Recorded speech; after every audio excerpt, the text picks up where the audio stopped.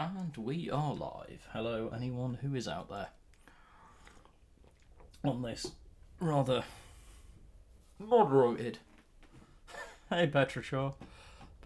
How are you? You well?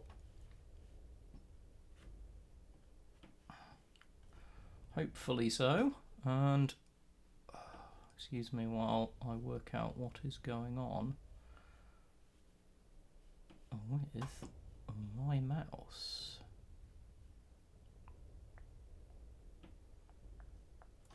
Interesting technical problems. That moment when you completely lose your mouse. Oh, a mouse cursor somewhere. I know I do. And now it's disappeared. What on earth is going on with you?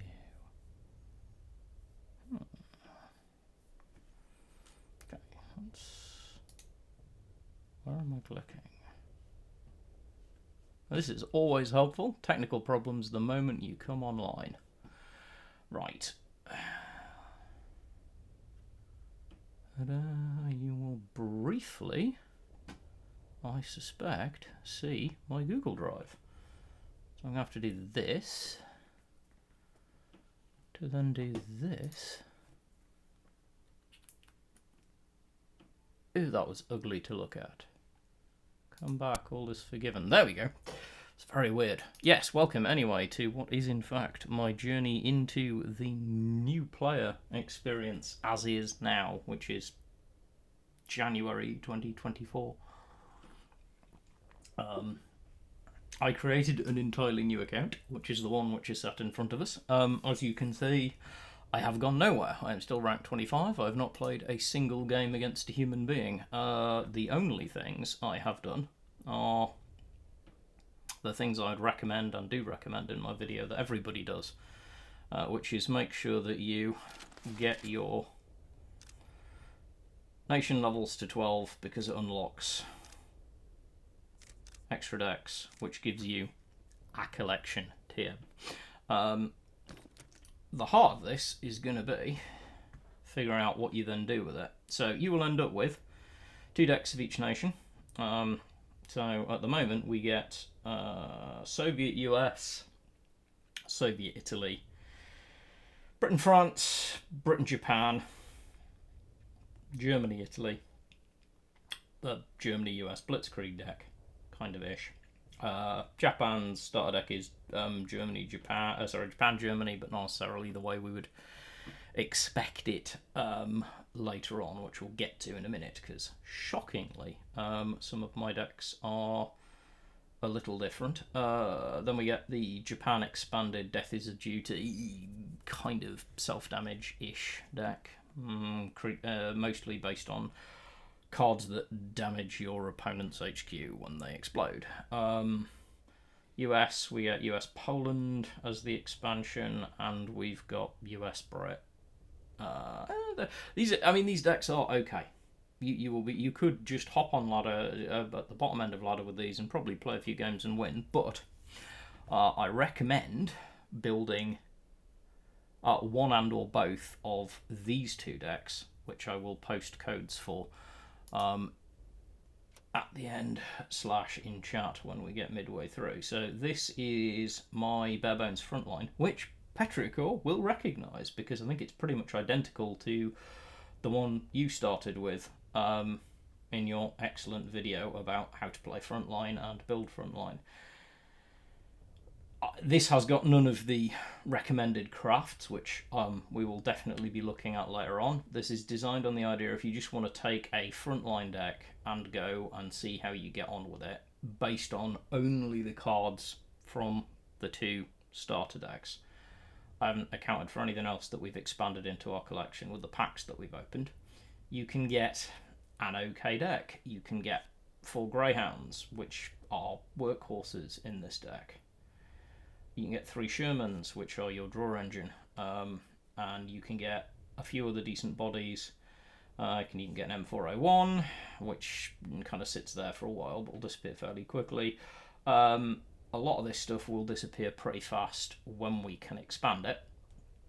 but it's serviceable to start with. The other one I recommend, and this is my own take on this, is a Japan aggro deck. No worries at all. It's a fantastic deck. I think it was nice to see someone iterate. I know it's been talked about before as Frontline being arguably, in my opinion, not that arguably, the best deck to learn on in this game, because it teaches excellent fundamentals, and having access to a Frontline deck that you can play straight away is huge. And absolutely, I'll be linking your video to people as well to go look at if they want to expand on the Frontline deck. I'm going to be playing around also with this, which is a Japan aggro deck based only on cards that we had available. So all of these decks are, I will say, the more we expand and grow and get better at this, especially if you're watching this back on YouTube and you're kind of looking at these and going, wow, these deck lists are really, really long. They are, but the more we expand our collection, the more contracted these deck lists are going to become, because ideally we don't want big, giant, long rolling decks. We want to duplicate cards that are good, but this just gives us access to some cards that will let us do straightforward aggression. I think I have a suspicion this deck will do okay in the lower ranks. It'll probably climb us relatively well. Expanding on it is just about crafting, but also about what you collect. So the other recommendation that I will have is don't spend your gold. Don't go randomly buying packs and stuff and start throwing your resources and your diamonds and everything straight away at things. The same is true for your wildcards. These are fantastic, and Pertiachor has done a great video on what you could craft if you wanted to play Frontline. We might talk about what you could craft if you wanted to be going more aggro, but I recommend playing around with decks for a while first and getting a feel for what you like. That's why I've got these 2 archetype decks. We should talk about Crate if new players are going to be watching this, and I really hope they are.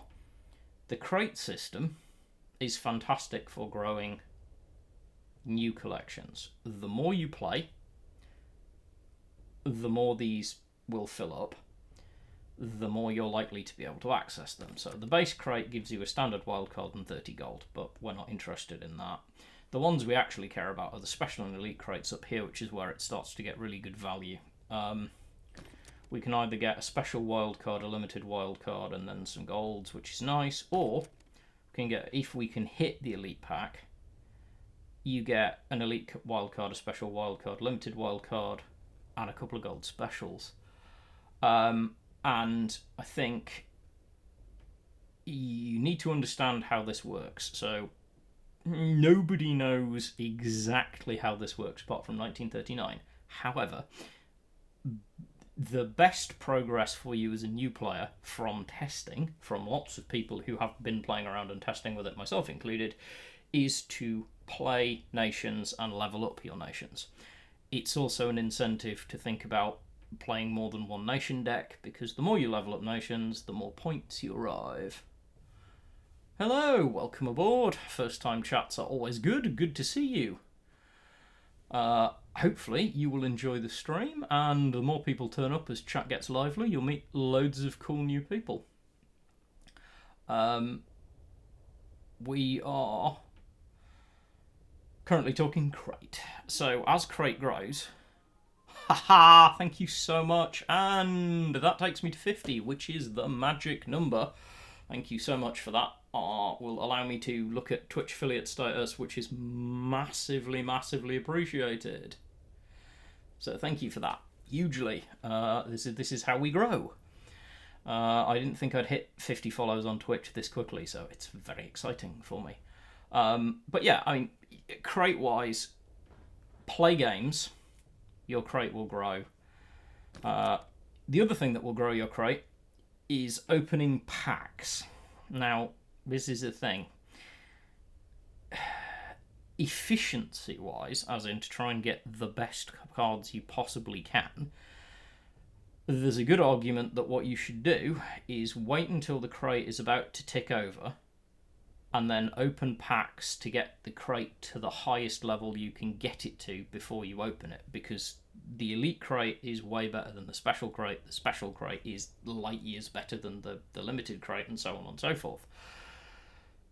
Because that's the case, you have to look at where you get to. Now, in my experience, if you play relatively consistently, you will hit special in a week. The way that you can pretty much guarantee getting elite is to get a battle pass. If you want to put money into the game as a casual player in a way that allows you to either monetize or not monetize from month to month, I think it's by far the best value way to do it, rather than buying things on the shop and buying diamonds and all of that stuff. The battle pass is great. It will get you some free bits every month that come in, particularly vanity items like cool stuff to put on the board and card backs, but it will also upgrade your crate one level every time you open your crate. So if you reach special crate, you will get an elite crate if you have battle pass. However, I'm going to say this endlessly, never put money into a game unless you enjoy the game enough to justify putting money into it. I 100% recommend that you try it out for a while and then decide if that's for you. I do not recommend throwing money at the game straight away.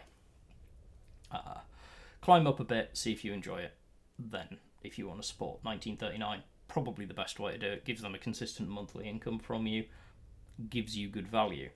What we're going to do is we're going to take the two decks that I've been looking at. I'm going to take my Jaggro deck and see if it's any good. Thank you, yet another follower, much appreciated. More followers is great, more viewers is great. Welcome aboard, all of you who are having a look. We're going to dive in, and this is going to be the first game that this account has played against an actual person. It's my little Bear Junior account. This is not my main account. You will find me as Bear_Gardner. You might see me around, but we're going to play some ranked. We're going to start at rank 25 and see where we can go. So this deck is an aggro deck, unapologetically. We just want to get tempo and get board position and start hitting the opponent's HQ as soon as possible. I'm going to play with this deck for a bit, which is made only with cards that you get from the two starter decks that you unlock. The one that you're given for free and the one that you get at level 12 for Japan and level 12 for Germany. So if you've got your Japan and Germany nations to level 12, you have the cards to make this deck. It's worth having a look at. It's not. We will iterate as we go up. We will put new things into this deck and take other things out. But this deck is the one that we're going to start our journey with, and we're just going to see what we get on ranked, and I'm going to talk you through the games that I play and answer questions. So if you're new to chat, everyone here is really friendly. Ask questions, make comments.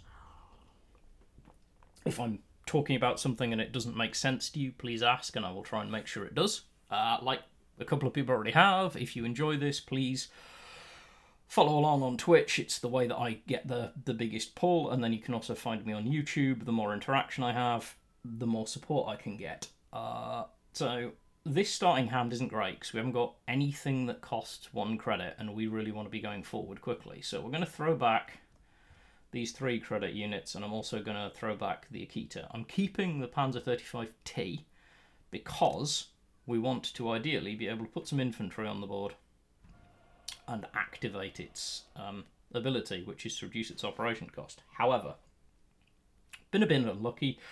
We haven't got an infantry 1-drop, but we do have the Panzer IIA. This is an okay card, especially at low levels. It's a 1/3 body with blitz, and we can use it.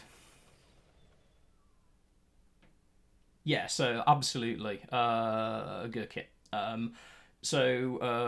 Jaggro, Japan aggro. It's an aggro deck format. The idea is to get to the front line and start not controlling the front line so much as just hitting your opponent in the HQ as often as possible. So in this case, I'm going to drive this unit forward, and I'm just going to start dealing damage to HQ until I need to deal with something else. This is all about tempo and credit efficiency.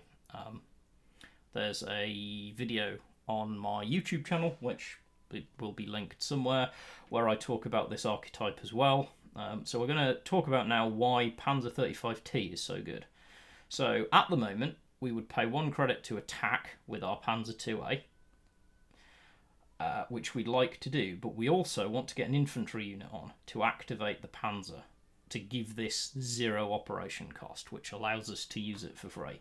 We're going to use just a cheap infantry unit like this to do it, and then we're going to keep chipping away at our opponent. We don't know what our opponent's doing. Our opponent's got tokens, so they might be playing, by the look of it, they might actually just be playing the standard starter deck. That's fine, they might get somewhere. So now that we have this infantry unit, yep, absolutely, Pertiachor's spot on.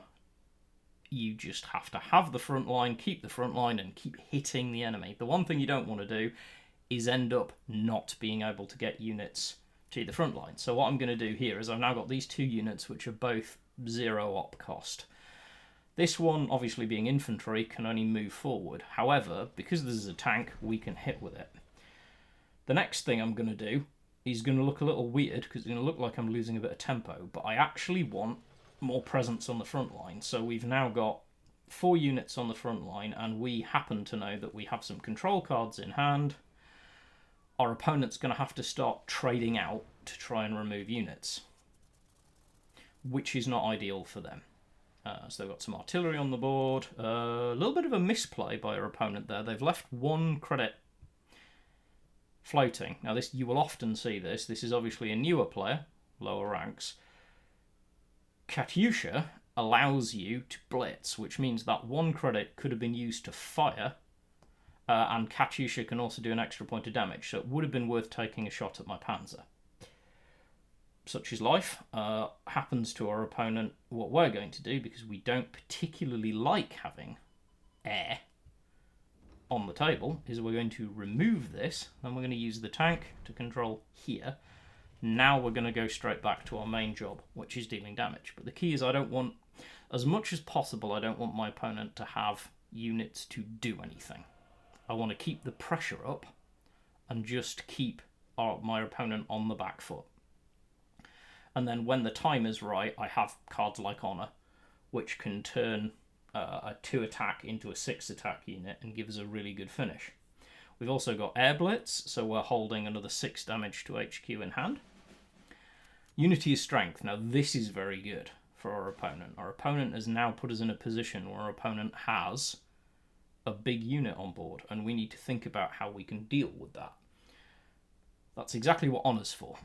So Honor is going to destroy the unit anyway, so I'm going to pop Honor onto this guy.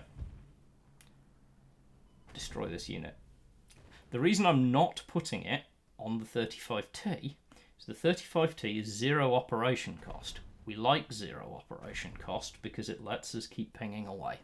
What we've done is we've taken our opponent's big body away and said, if you want to keep trying to control this, you're going to have to find a way past. Opponent's deployed a unit with ambush, that's fine, we're not too worried. Ambush isn't really going to help our opponent. What our opponent needs is guard, which is what they've just deployed. Guard's good. So, things we could do. We need to get some more presence on the front line, so I'm going to put this cavalry unit in now. 24th Cavalry is a fantastic unit early on in the game because this unit draws itself every time it dies. So 1 card lets you get 4 cards out of your deck, and that's 4 cards you're not having to go through to get to cards you actually want. Deck thinning is really, really useful. So we're not going to do anything fancy here. We're going to let our opponent now decide if our opponent wants to trade out against a couple of units or not. We get redraws regardless because Akita will deal some random damage. This will redraw itself. So if our opponent starts throwing units at us, which they're going to do, they want to try and regain control, this will happen.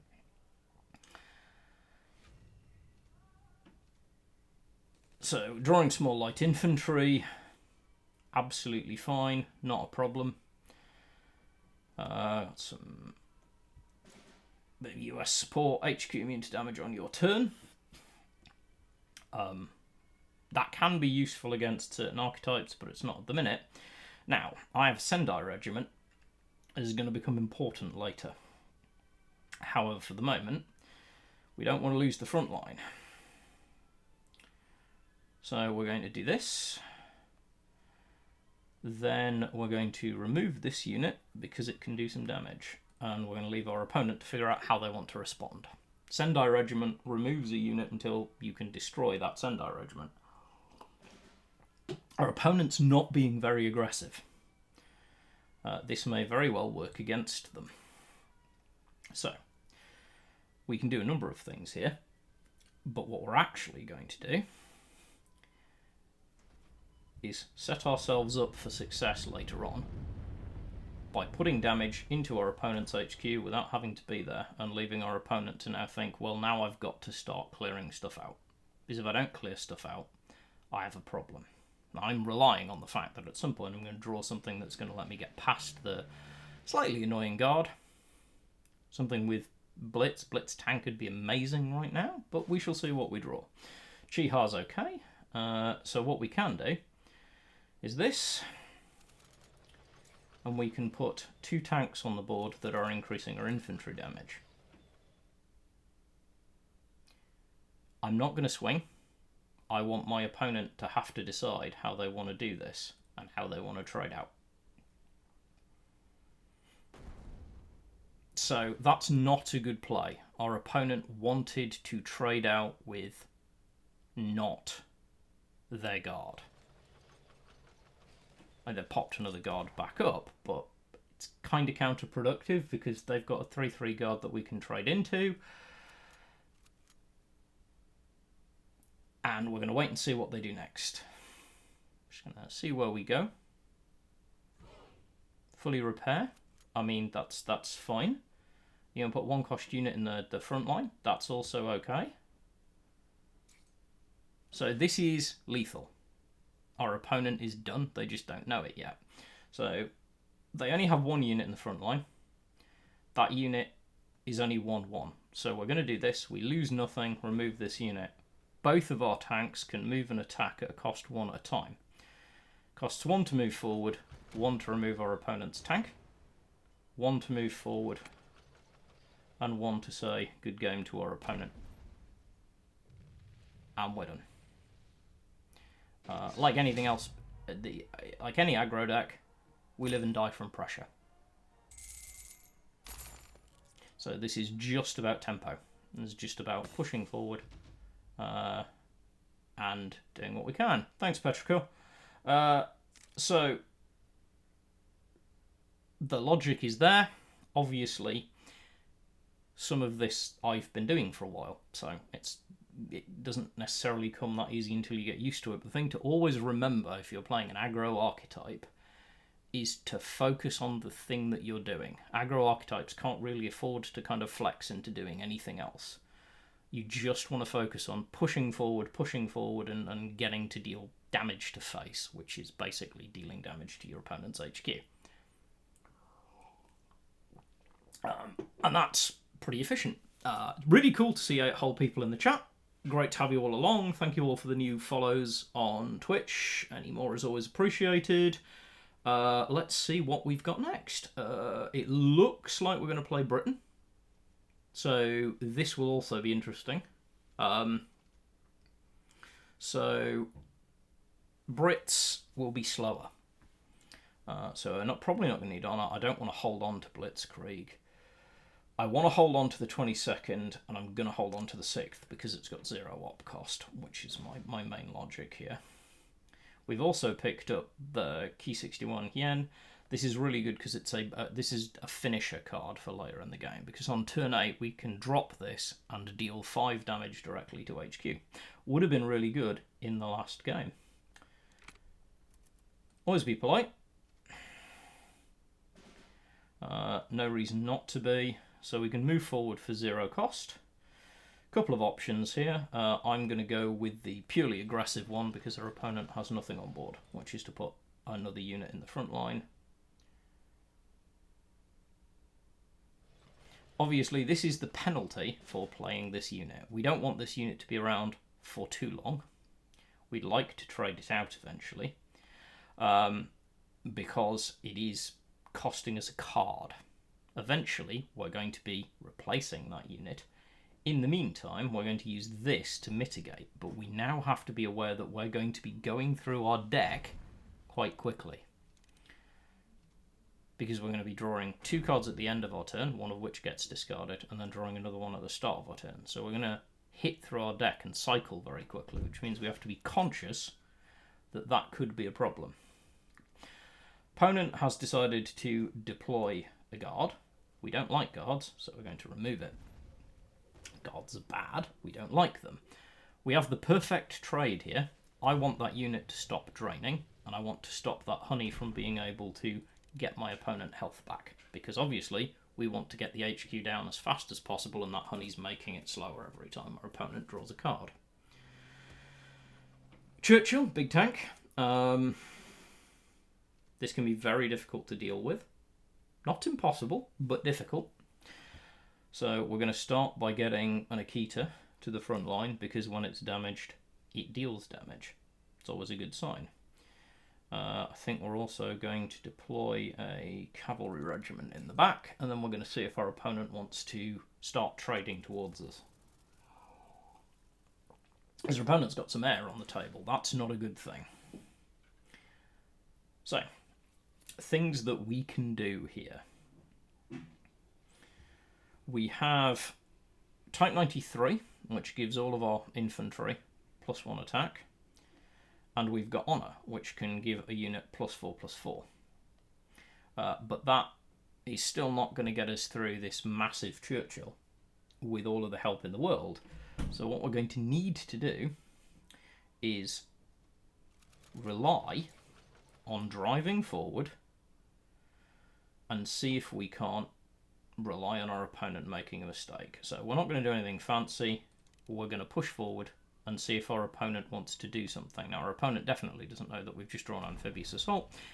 This is huge. Amphibious Assault, if you are playing this deck, as I recommend at lower levels, you are going to get a lot of use out of this against this sort of card. So our opponent's got Firefly, blows up a tank. That's okay. Hand is full. We can fix that quite quickly. First thing we're going to do is remove that. We don't want to see that. That's not helpful. Next thing we're going to do is deploy Force Augmenter. So now we have 6 damage out of our infantry. If we want to use it, we need to get some face damage off. So I'm going to get something out the infantry regiment until we see how quickly our opponent wants to answer. That Panzer's a great draw because it's going to be 0 op cost. Our opponent is trading out a lot. Our opponent really should be using this to be doing damage back here. They really should be removing this Chiha. Just a free piece of advice. They really should be. So we're not gonna worry too much. So we're currently looking at what have we got? 6 damage. So we can turn that to 10 by sacking an infantry unit or a tank. I think I'm happy with that. Have we got any direct damage that I'm missing? These are not units that I'm super used to. Yeah, so we've got a unit here that's also going to do damage when it dies. So what we're going to do is we are just going to go angry. So we should have lethal here. Hey, Henry. So here, here, here, and we step forward. We are 1 credit from lethal. If we'd had 1 more credit, we would actually have been able to attack our opponent's HQ and bring them down. Our opponent now is going to very quickly just start pushing to find a way. That's fine. What we're going to do is make our opponent have a very difficult life. So I'm just going to play this Mito regiment. Then I'm going to play a Sendai regiment to remove this tank. I'm going to Panzer down. Our opponent has a problem here. If they kill the Mito regiment, they lose. And our opponent didn't see it. this will happen low on ladder. People will miss the fact that that will be a thing. So we will keep rolling. Another win. Got one of our dailies out of the way, which earns us some gold. Seems good. We'll get probably a rank up, and then we're going to see about what we can do to adjust bits and pieces. So while I'm at this, if anyone in chat does have questions, things that they want to talk about, let me know. I'm hopefully mostly capable of multitasking at the moment. We're playing around. We're going to see an awful lot of the basic standard decks in game. This is not a super exciting stream from the point of view of seeing big archetype decks. We're going to really be digging in to the new player experience in the hope that this video will be useful to the people. So we're now playing someone who's like 3 ranks ahead of us, which is always nice to see. We got Russia. That's fine. We've got a really good starting hand, which I have no desire to send anything back, although I am going to send this back because it loses me a card and I might get something better. This puts us in a really strong position. So we're going to be able to take the front line, and we're holding a tank that will be able to give us function next turn. Well, we'll roll forward. See what our opponent wants to do. I'm expecting to see quite a lot of tokens. But first of all, I mean, that's a questionable trade, because ultimately it didn't gain our opponent a lot. We can now put a slightly stronger body in the front line.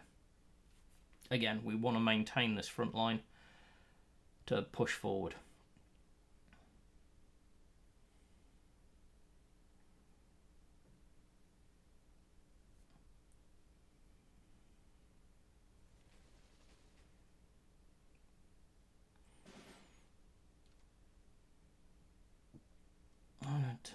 So we want to do this, and we want to do this. It's just 2 damage to face straight away. So again, this is just efficiency. I'm just looking at what's the most efficient way to use the cards that I have. Having 2 damage, 0 op cost cards is a problem for our opponent, which our opponent is now realising and trying to figure out a way around. We will hopefully add to their woes in the near future. And again, it's just about rolling pressure, keeping your opponent on the back foot with an aggro deck.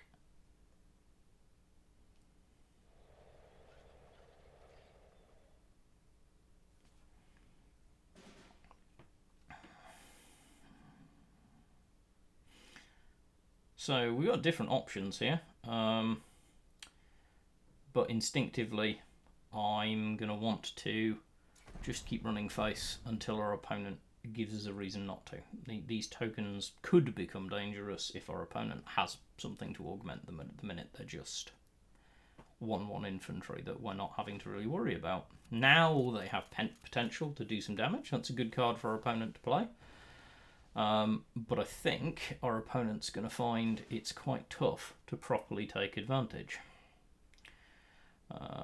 I'm not overly worried. We've got Shinhoto, which is a really useful unit to counter, but we actually are going to play this. Keep swinging for face, because at the moment, if our opponent wants to come at us, they can, but we have answers, and we're going to let our opponent run out of steam first, because they're going to have to trade to do this. They will thin my deck when they kill the 24th, because it will draw itself.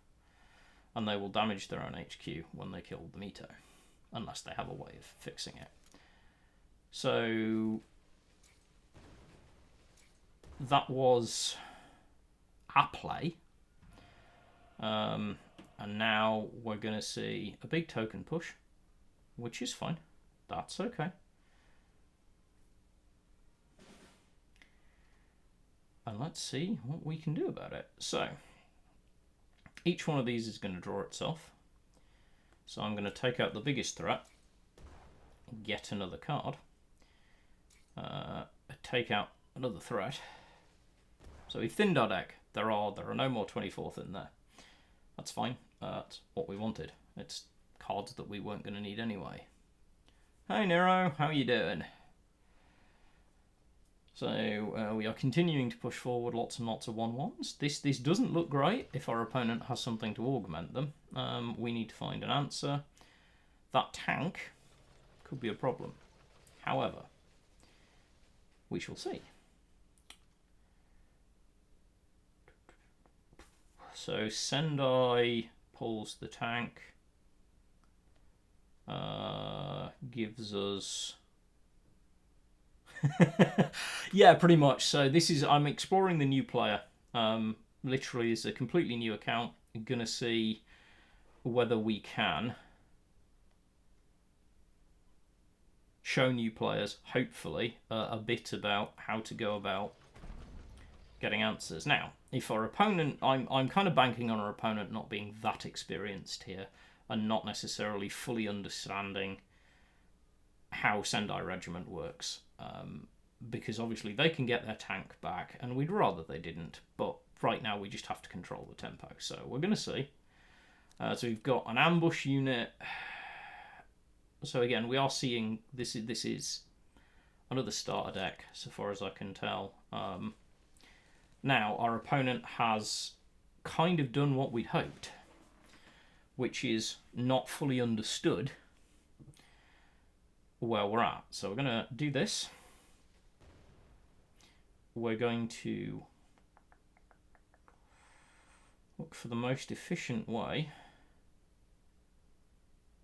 Shinhato, yeah, so if we do this, then the Shinhato can roll forward, and our opponent now has a choice to do. Well, yeah, we're going to see how the new player experience feels at the minute. This is a very budget Jaggro deck. I've only used the cards. Nero, you've definitely seen this list. It's the one I sent you to have a look at, seeing how it goes on. So we've got another tank back. That's okay. Got Nikita Regiment. That's such a good draw right now. So, if we're very, very lucky, we can put our opponent in a lot of discomfort right now. If we're not super lucky, we can at the very least make our opponent feel uncomfortable.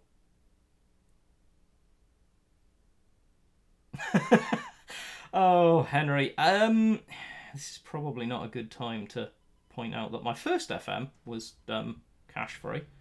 I think on the way up I bought some bits and pieces, but I don't know whether I can pull it off twice. I certainly don't know whether I can pull it off in the current card pool. It's part of what's interesting to see. I like to believe that you can, if you're just a bit judicious. It'll come. Right now, we are actually probably looking down the barrel of a lose, unless we top deck something really useful. This isn't great. So our opponent's got 10 damage in front of us. Yeah, I kind of figured. Our opponent's got 10 damage in front of us, which is not good. So our opponent has lethal on board, so we need to start removing some of that damage. So we'll do this. Do this. Now we can't attack with Sendai. However, our opponent can't kill us, which gives us a chance. Yeah, Nero's spot on. We'll hop back out to the decks again in a minute once we've finished up the next couple of games. My aim, once we've finished up gaining a little bit, hopefully getting up to rank 24, is I'm going to hop out, look at where we are with the deck. If there's enough interest, I'm going to keep doing this probably every week, one night a week, not my usual Saturday stream. And put the VODs up on YouTube so that new players can come and actually see the experience. And then possibly see if I can convince some people to come and chat about what that looks like. So, right now, we are done. There is nothing we can do about this one. This one's kind of in the books. Our opponent has more than enough damage to remove us. We'll make a fist of it by removing a thing, and then we will just say good game. We will not hit the Zeds emote. If you are a newer player watching this, try not to use the Zeds emote. it's become, it shouldn't have, but it has become overused as a way of expressing your displeasure at your opponent, and really there's no need for that. It's a very friendly game, we're all enjoying it. So I'm going to keep rolling, see how we do, keep this up, and then we'll hop in and have a look at the deck and see if we can improve this deck a bit. I'm pretty confident we can. I have done nothing beyond open the packs that I got going along and pop 2 standard crates in the couple of weeks that this has existed as a deck. Very deliberately, I've not tried to level up crate or do anything because I wanted a very real and raw experience. I kind of want to keep Amphisalt just in case we see one of the very awkward 1-3 units that US can throw. We don't want to see that. It can be very difficult to deal with. We're going to do this because we'd like our opponent to remove this for us as soon as possible because it's getting rid of cards. This is the first unit that is going to go. This is honestly bad card, but it's filler in this deck. It is the juice is really not worth the squeeze. However, does a decent job for removal, and then we can put a 1-3 body in the front line. Love this. I love this tank. I love anything that is a 1-3 blitz. 1-3 blitz is a very awkward unit to deal with. So our opponents are going to keep doing opponent-y things. What have we got? So again, US-Russia. So we're not seeing anything different. Number of things we could do here. We are not going to do anything hugely exciting. We are going to keep running face. Oh, it's on a guard. That's really disappointing. That's fine. Let our opponent make the decision for us. Also, something that is sometimes really worth being aware of is don't needlessly attack. Let your opponent make the decision for you as to where they trade, because unless you have a favourable trade, which a lot of the time you don't, Raiding Brigade would have been great earlier. It's not great now. So we're going to put Mito in. If our opponent destroys it, at least we get some HQ damage out of it. We like Mito. It's going to be our friend for a while. Because it's removed a guard, done 2 damage to HQ. Suits me. On that front, we're going to do exactly the same thing again. I'm just going to keep the tempo up for the minute until we can see something strong. If this unit hangs around long enough, that's not a great use of Awoken Giant. It's that unit, you need to be aware of the health of the unit that you're hitting.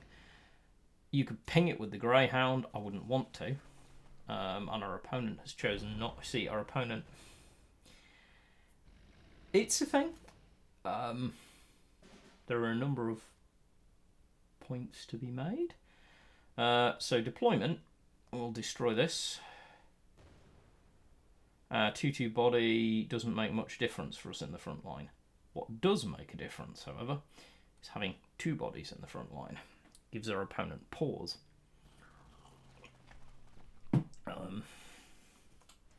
Our opponent is just swinging face. I understand that. But we're going to do something about the big threat in just a second, which will possibly make our opponent very sad. So I'm going to use Honour and remove the big threat. I've sacrificed a unit, it's fine, I didn't particularly need it anyway. It stops our opponent from being able to use air against us. We now have card advantage, which is always good. Opponents emptied their hand, given us another unit back, which is very nice of them. And we are back in good position. Now, there are a couple of good plays here, but this play in particular is very effective. I'm going to take my opponent's 1 unit off the board and put a body in the front line. So what I'm saying now is find an answer, because you have no clear. So we're going to see air again. That's fine. There are a number of ways we can answer that problem.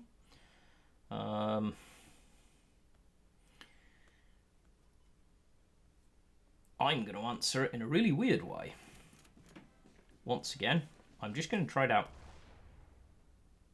Gets me another 24th Cavalry into the front line. And we just keep pressure on board. And we've now got a Fury unit deployed. This unit can be good. Again, it probably won't stay with us for very long, but at least it has Fury, and Fury can be a very powerful mechanic if you can get a buff on a unit. An example of this is this. So right now, the Guard is no longer an issue. We're just going to remove it. Could have used Amphibious Assault on different things. I want to hold on to it in case we end up back-footed, because nobody wants to be struggling. We don't have Blitz on this, and we don't need it in the board right now. The reason I'm not playing this is very simple. I don't like the price of paying it unless I need presence. Speaking of, a really good time to be able to maintain the pressure. Now, this is when this unit becomes a problem, because we're now delivering 12 points of damage, and we have lethal. Pure pressure. Nothing else to it. Head forward, keep going. So let's hop out. Yes, I am indeed. Not right now. So let's hop out, collect our reward. Get some diamonds. Lovely. Please don't spend them. If you are a new player watching this video, do not spend all of your resources straight away on things that look shiny in the shop. Save them up and spend some time researching where you want to spend them. If I had my first few weeks to do over again, I'd probably make a few tweaks to the way I chose to use the resources. So let's take a look collectively. There's a few of us in chat here, Nero in particular. I'm going to lean into you. Pertiachor, if you're still around, you can also give us a hand. We're going to take a look at this deck and what we've got available in our collection and see what we can do to improve things. So, look, lots of cards. Honestly, it's so overwhelming when you're not used to this. How do you start sorting the wheat from the chaff? How do you start figuring out what's good? So one of the first things we can do is see if we have any elites. I don't think we have been lucky enough to crack any elites on Japan. However, Nero's asking the key question. These are the big. So I define. I'm going to briefly define cards and rarity. Standard cards and limited cards make up the bulk, the engine, if you will, of your decks. You want value from them. In my experience, and my humble opinion, special cards and elites tend to fall into one of two categories. There is a third French category, but we're not going there because we're not in combo pieces. Impact cards and force amplifiers. So an impact card is something that when it hits the table does something big. Classic examples: Bismarck in Germany, deal 7 damage to your opponent's HQ. It's an elite, it's very good. The Commonwealth, fulfill a laundry list of criteria, deal 20 damage. Force amplifiers are cards that make other things better. So looking at this, we've got some interesting options. We have the Panzer IIIF. This is actually quite a good special. It's not great in this deck, but we do run enough tanks that we could probably get some value. So it's probably better than some of the things we're running right now. We also have Matsu Regiment. At high levels, I'm going to be honest, this is not a card we look at very often. While we're climbing, it's got some value. If we have a card in hand that we don't want to use for anything else, we can get an increase to our attack on a guard. Not necessarily a bad thing, but there's nothing here that's leaping out to me and screaming, I'm an auto-include, drag me into the deck. I am probably going to come back and try and find room for the Panzer IIIF because it has Blitz. And it does buff our other tanks. It also gives our German tanks Blitz, but the ones we're using kind of already have it. Next down the line, we're going to look at limited cards. and see if we've got things. So there are a few things here that are going to leap out, I suspect, at people. We have another Panzer 35T. This card is a workhorse card. You will never, ever feel bad about owning a full set of these cards. This card, in full sets, sees very regular play at the very highest levels, because it really is that good. The deployment ability, being able to turn this into a 2/2 body that can move and attack every turn for free, is amazing. So one of the first things we're going to do is we're going to go and find room for it. That's not going to be difficult. You remember this card? Our 34th Infantry?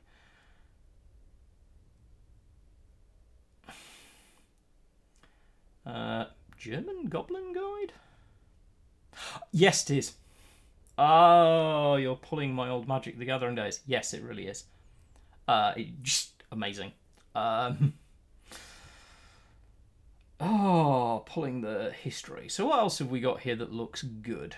This Panzer Grenadier is a good trade for one of these 34th. Yes, it's a little bit more expensive, but we are never going to object to the Veteran ability, by the way. So Veteran promotes a card to a higher version of the card when it fills the criteria. In this case, if it starts our turn in the front line, it promotes to this version of the card, which gives it an extra attack, not that much to look at. However, it instantaneously grants us 2 additional credits.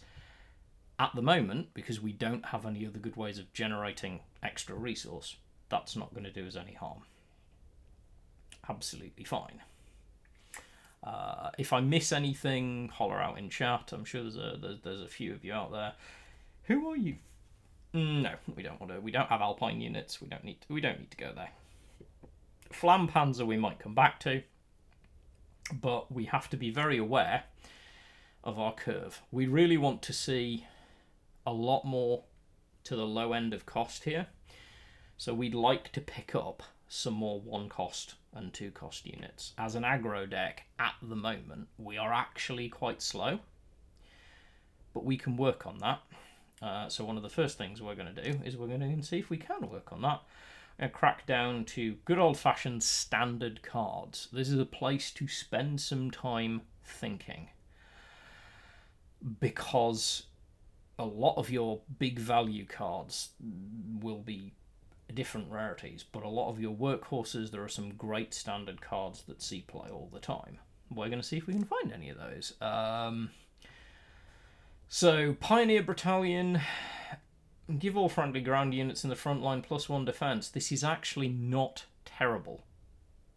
Would be nice if it had Blitz or something useful, but it's not a terrible card if we don't have anything better to use. It's certainly better than the 34th Infantry, which doesn't have Blitz and costs us cards. So, in all likelihood, we might include this. There's a 2/2 guard. If we cared about protecting our HQ because we're giving up the front line, I'd think about including it, but we don't. We have Jaeger Regiment. Now, the 56 Jaeger Regiment, this card is very usable in certain archetypes. Being able to reduce, so what Pincer does, as noted on the side of the screen, you select another unit, and as long as those 2 units are both on the battlefield, they both get the benefit. So it turns this into a 2/1/0 op cost, and whatever operation cost or use cost, whatever else we hit with it. The operation cost being the cost to do things once you've been deployed. We could make use of that on quite a few things. Good examples. Keter Regiment down to low op cost is never bad. Cavalry, any of those. But also, some of our bigger units later on could do with being able to take a 3/3 Shinhoto down to 0 op cost. Doesn't hurt. It's like a better Panzer 35T. But it's finicky to get. But the first thing I'm drawn to is this. This is a card I am automatically going to do this with, and then I'm going to get rid of one of the 34th. Expansion is card draw. In this case, if we control a Japanese unit in the front card, pay 1 credit, draw 2 cards. Card draw is so important in this game, because we need to see cards to do things. We don't see the card, we can't do anything with it. Looking down here, we'll see if we've got anything else that leaps out and says, hey, I'm amazing, you should probably include me. 50 infantry.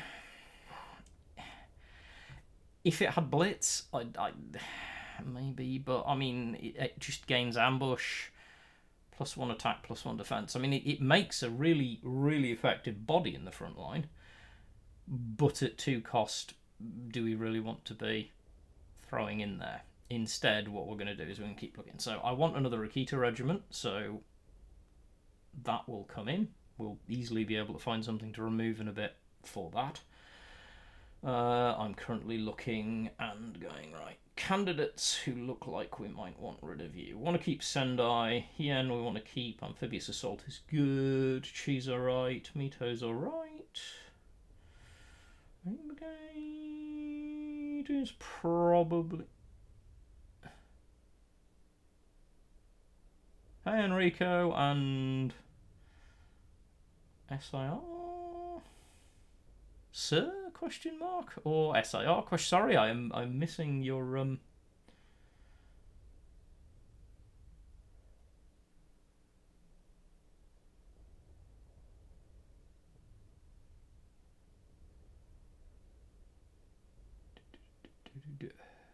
So... Oh, got you. Right. And welcome along... hey Neil. Everyone meet the person who's responsible for me actually being in this game in the first place. It's all his fault. The fact that you're subjected to this is all to do with him. Neil is the person who went, hey, this is an interesting card game that you'll probably enjoy. So I'm looking at this. Candidates that I'm looking at and going, do I really want to keep you? Honestly, this 6th Infantry is okay, but there are better units. But at the moment, Komodo,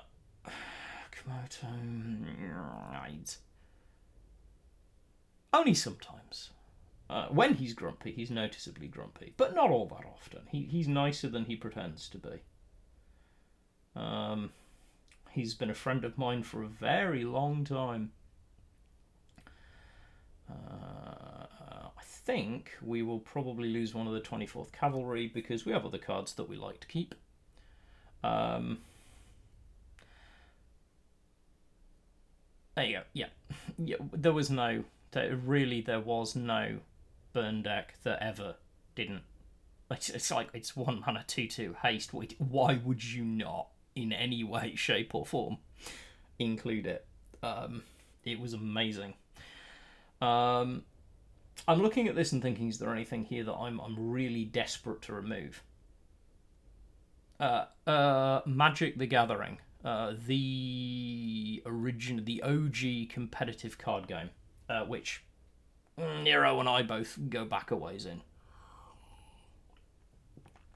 We both played Magic a long time ago. Nowadays, I wouldn't get into it as much. It was really interesting in the early years. I enjoyed Pro Tours and stuff like that for a while. But then it got less interesting. So I'm looking at our deck right now, and I'm just having a quick skim down to see if there's anything that I can see here that I'd really, really desperately want to include. Particularly force amplifiers. Now, Taipei may look very attractive for an early aggro deck, but that 5 cost means it's coming out very late, and by that time you're already looking for a finisher. Hien, we've already got 1 in. I don't need more than 1. We've got 1 copy of Honor, and I haven't really got anything that I would want to get rid of Honor for. The 2nd copy of Honor is tempting, but not necessary. I'd rather keep the Noble Supply run. So we're actually going to run with this list for the moment. There are some good regiments and good units in here, and it's going to give us a chance to keep gaining ranks. And you guys are going to learn so much more watching me play than otherwise. I should note The other archetype that is really good to play when you first get into the game is Frontline. The reason I'm not taking a Frontline deck, even though I would usually argue that it's one of the better decks to learn the game on, is that Pertiachor, who is either around in chat or will be back later, has already done a phenomenal video that I will make sure I put comment links onto when we go to YouTube and stuff on, I'm sure Nero can hit one up for chat as well, on Frontline decks and how to build up and play them. What we're going to do is we're going to experiment with something a bit different. So we're taking an aggro deck and we're going to see whether we can, over the next however many times I keep streaming this, hit Field Marshal with it, to put it bluntly, because that is my objective. I am killing my entire hand. I have no 1-drops. It's called hard mulliganing. At a certain point, you want to hard mulligan for 1-drops when you're playing an aggro deck. By 1-drop, I mean anything that I can play for 1 credit, and preferably do this and get presents. Yeah, 3 decks. 3 decks are good. Tokens, the one thing I will say is tokens is great if you get the cards. Early on, you have to dig for a while. Yeah, funny, Neil. I had a feeling you might not. I'm playing quite a lot of my own top end Jaggro deck at the moment, so it's something I'm fairly familiar with, which is also useful. So, tactical point here. This unit you will see a lot of as you climb the ranks, because Bryansk Irregulars is very, very good. We want, ideally, to control when we kill this unit. Because we only want 1 unit. If I accidentally killed this turn, I could lose 3 units. Always be aware of its effect, which is that it deals 3 damage when it dies to every unit that's damaged it that turn. This can destroy your front line on an aggro deck. Next turn, it is my intent to sack 1 unit into it so that we can then keep moving forward. We have 3 credits. Credit efficiency is going to be the order of the day here. Panzer. We can deploy this Panzer, move forward and attack. I agree, Henry. However, Frontline survives pretty well without its elites. The specials tend to be more important. I think elites are something that people tend to get their heads turned by because they seem very cool, and they are. But actually, the big value is in specials, and particularly when I was earlier talking about the 2 archetypes. It's not impact cards like the big elite. Impact cards they're great, but the big tools you want are the force amplifying specials. Cards that change the game. This is a card, by the way, if you're playing Russia, this is a card you actually want to get rid of really, really quickly. This is a terrible card. You're paying 4 cost for a thing that does nothing and your opponent can ignore. The only way that card would be helpful is if it had guard. And it doesn't. Strong words, but in my opinion, true. So we could put the Mito Regiment to the front, but what we're actually going to do is let ourselves get some draw, because our opponent would have to trade out a really good unit to get rid of our front line. This is a good draw. Panzer Grenadier. We've only got 1 of these in the deck. This could be a big tempo swing for us, because it can give us some incredible acceleration. This, by the way, is why that's a terrible card. You never want to attack with an ambush unit, because its core ability, the thing that is costing you to have it in your deck, is wasted when you attack with it.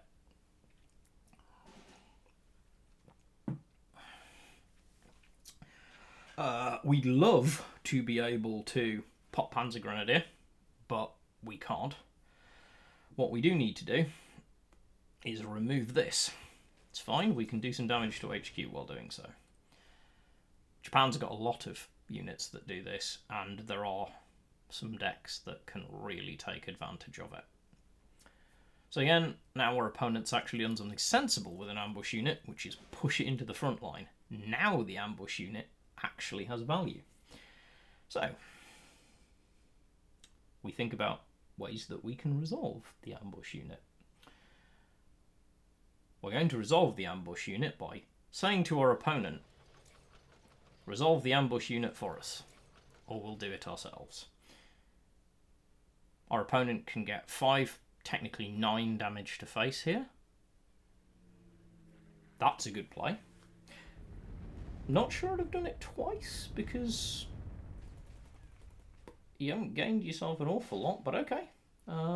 Sure. So this is a tough spot to be in. We don't have any super cool answers right now. Be nice if we did. We don't. So we're going to drop some bodies and do something I really don't want to do. I'm trying to decide whether we actually have a choice. Naval supply run doesn't let us survive. Take a turn, but he's going to do 9 damage. We can't afford the 9 damage, so we will take care of his ambush unit. And we'll do 3 damage to his HQ, just to keep us on some kind of tempo. We are in a difficult position. We're not seeing units in hand. It's not a position you want to be in as an aggro deck. Tokens also takes quite a bit of wrapping your head around. I think it fits Neil's playstyle very naturally, which helps.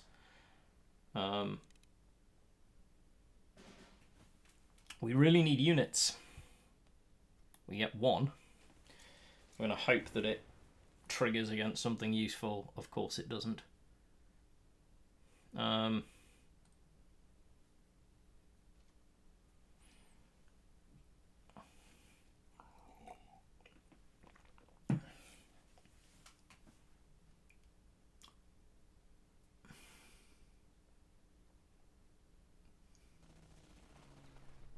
Ping, ping, ping, ping.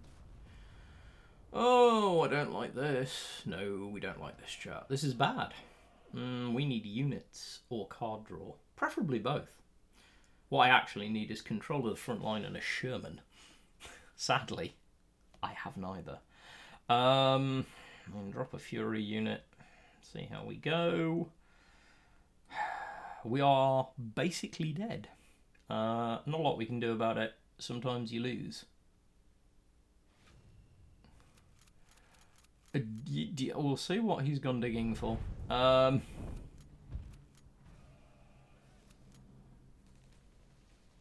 need to figure out how to jump through the Twitch affiliate hoops after this, having now sprung over the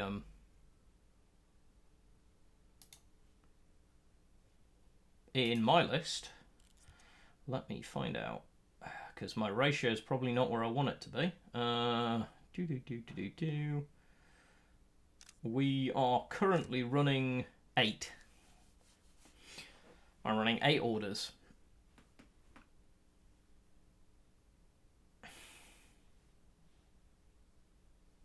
No, it's relatively minimal. I would prefer, like, weirdly, you don't want to run quite so many in an ideal world. We get some better Wander Ops. We would probably trim down. I'd say for an aggro deck, 6 orders makes me feel a little bit more comfortable, but 8's fair. It's not that big of a deal. What Nero, I suspect, is about to be alluding to is understanding deck ratios. Orders are only useful if you have units to play them on, or if they're doing something effectively. If you're playing an aggro deck, generally you don't want to be making space for a lot of orders. Doesn't do you a lot of positive stuff. What have we got? Brits. So, could go one way or the other. We don't want to see this, because we really want to see tempo early. Sadly, not so far. Against Brits, we really want to see tempo, because it allows us to actually get into their face before they can build anything, because Brit decks have some very strong guards.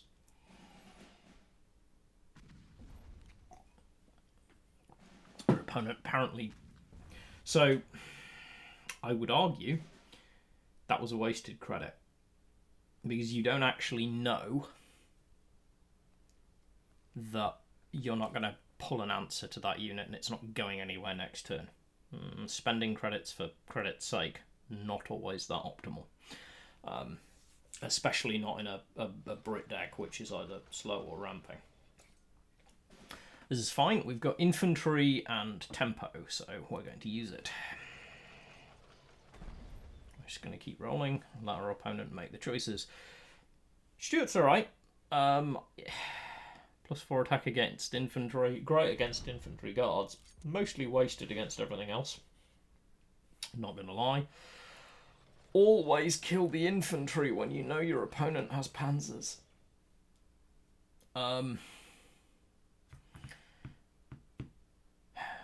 Couple of things that I'm contemplating here. No, we're gonna go with tempo. We're not gonna sack anything or make our opponent make the decision for us. I don't mind being a bit slow here because I have Blitzkrieg in hand, which can turn the units currently in front of us into something very effective if we need them to. In the meantime, our opponent's created an enormous and very irritating guard, which is something Britain will do to you a lot.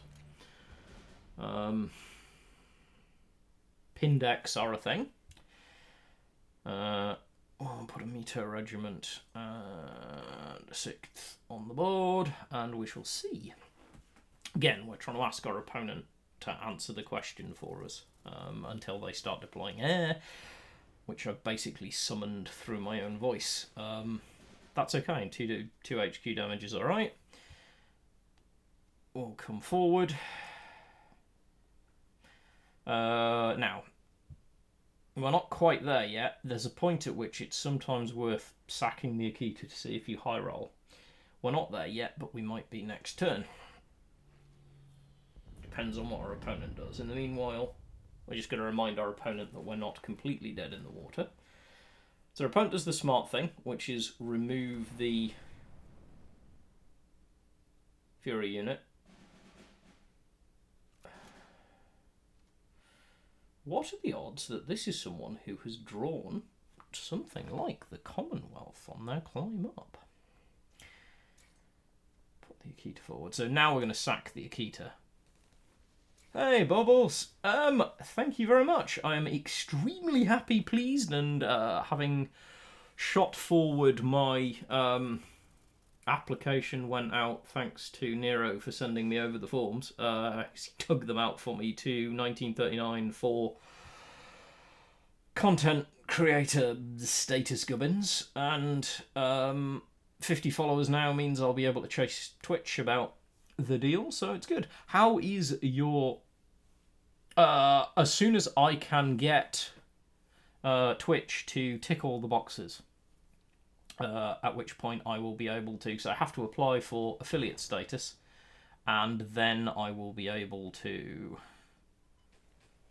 get subs and come and say it's all good. So how is the rest day, Bubbles? I know you're chilling before we hit OCC on the weekend. For those who are excited for OCC, I'm also excited for OCC, and I will be streaming straight after OCC because my regular Saturday stream will be after OCC this weekend. Might have a chat about what we see happening. At the moment, I'm making a sad face because it's a massive Brit air deck, which is frustrating. They've not got me dead yet. We can get lucky? No, sadly not. Very odd choice at the moment for some people to see me pushing forward.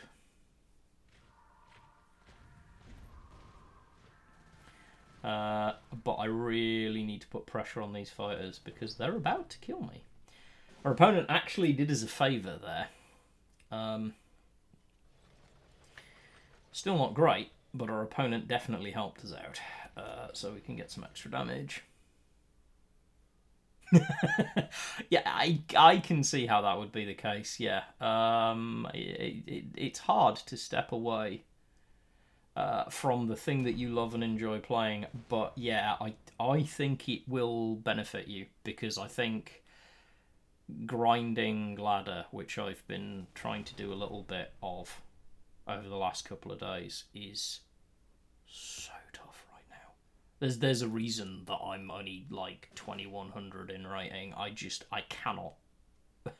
cannot summon up the desire.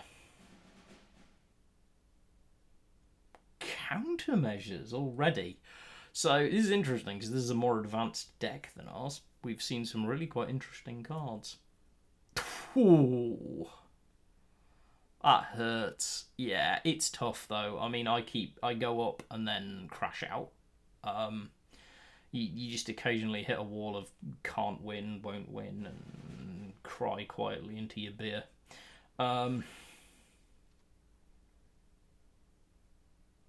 Yeah.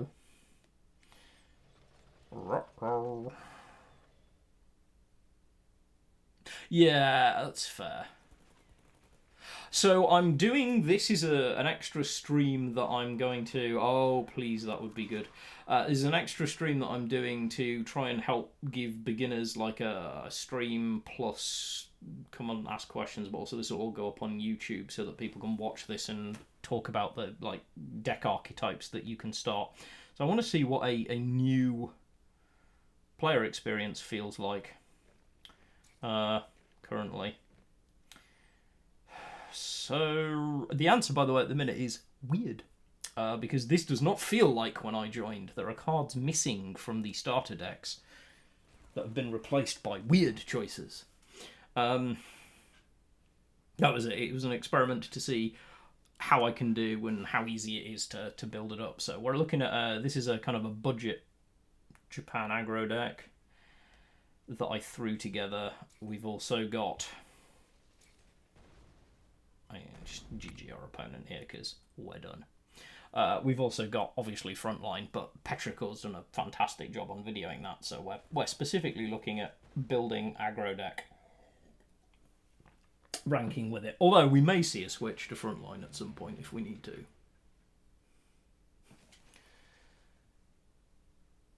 Yeah, this is my hope to answer it. I mean, it's 3 years for you. It's only been months for me, and I'm still on. I've got no clue. It's bonkers. I mean, great. Our opponent is doing the thing that I love so much and stringing us out. By the way, if you're ever in a position like this, you focus on going for the jugular because it is possible to lose games even when your opponent is on low HQ. Yeah, I can imagine hitting a full collection. I mean, you've seen, presumably, if you've had a look on Team Heavy Chat, you'll have seen my collection, and I'm nowhere near on my main account, and I haven't spent much money, but it's still, like, beyond the fact that I've spent a bit on Battle Pass. I can only begin to imagine how hard it's going to take to really do it. So one of the things that I am thinking about as I do this is where I would advise people spending money if and when they do buy, particularly officer packs, which is obviously the... Yeah, it's like 8 now and hard to go digging for them. Kaboom! We pin a loss. That's going to happen. I shall let Bubbles take a look at the madness that we are playing. So this is Barebones, obviously, being we have very, very little in the way of collection. But we've just thrown together a fairly average aggro deck. Air Blitz feels like it's waiting. Yeah, it's what I said earlier on. The battle pass, as long as you can hit special, is the best way both to help 1939 and to advance it. For me, it's when I can afford it, that is where I want to put the money. If you can afford it and it's a hobby you enjoy and you can throw money at it, that's also good. But even then, it's gonna. I think someone ran the numbers that we were probably looking somewhere between $1,500 and $2,000 to probably get full collection, to like guaranteed get full collection with spend. So Air Blitz is sitting there. It's fine. I'm hoping that we can open some stuff. Yeah, the person who did the maths, I trust. I did not do the maths. I resisted. Although, as Nero and Bubbles are probably aware from my posts in other places, I like maths. But I have to be careful about how much I let myself dive in. And Neil, if he's still floating about, knows how far I can fall down the rabbit hole. And the answer is very far down the rabbit hole. Admirable and surprised. Fair. It's a fair comment. I'm not going to argue. Holding on to 35T, hoping to get a decent low drop infantry. Yeah, I'd say it's probably about spot on. It's a lot of money. It's fine if you can afford it. Look, it's a Humber. I just like the art. It's a thing. I get distracted sometimes. I like pretty art. I'm not gonna drop a one drop that's just gonna get exploded.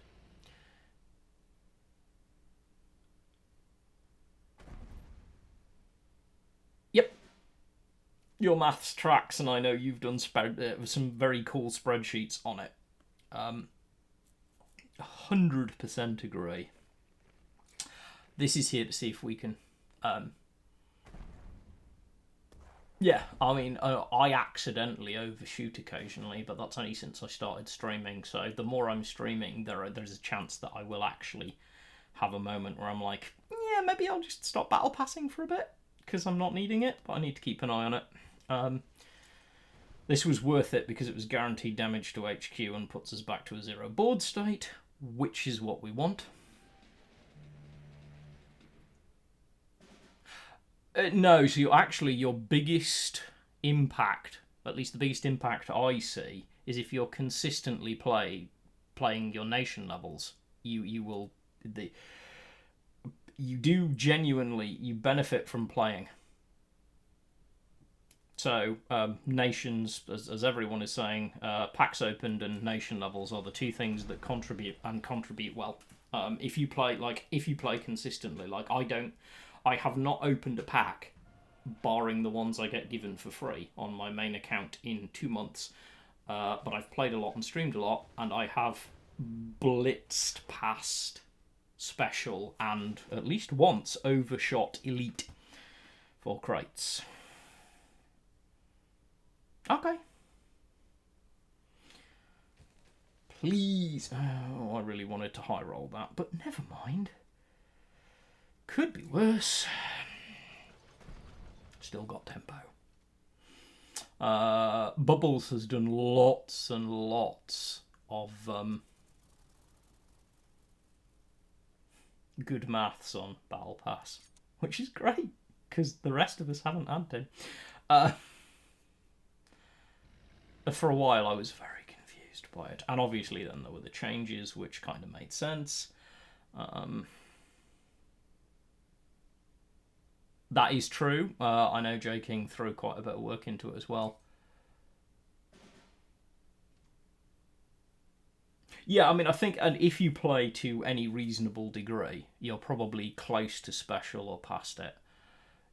Yeah, so I'm figuring you're breaking down. I noticed you did create a sort of a uniform unit of measure, as it were, with which to actually.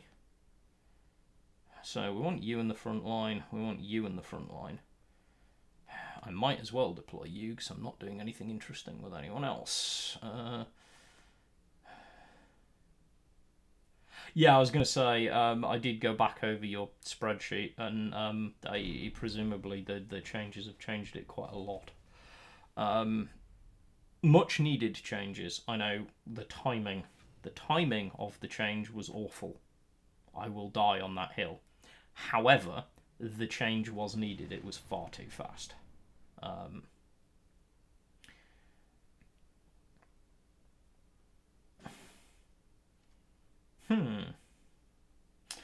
Panzer. We've got Mito. I really don't want to do this, but I'm going to. Because I really do want to do this.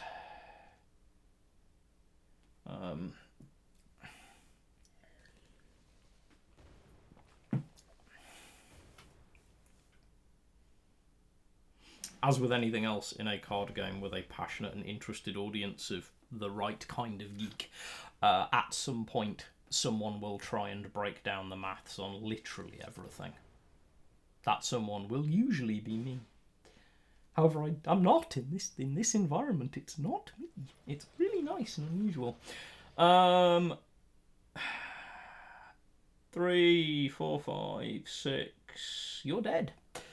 Excellent. So, Blitzkrieg. And good game.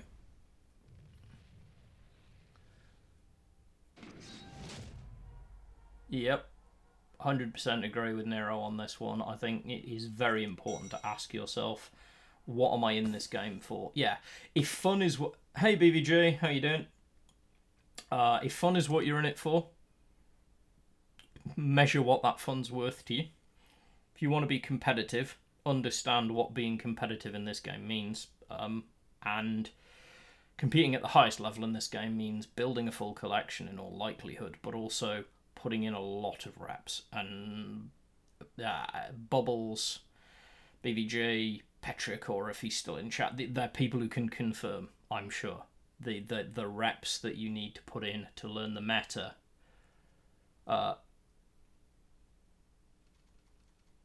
no, in fact, it will give you a whole new pile of mental health problems if you don't have decent... That's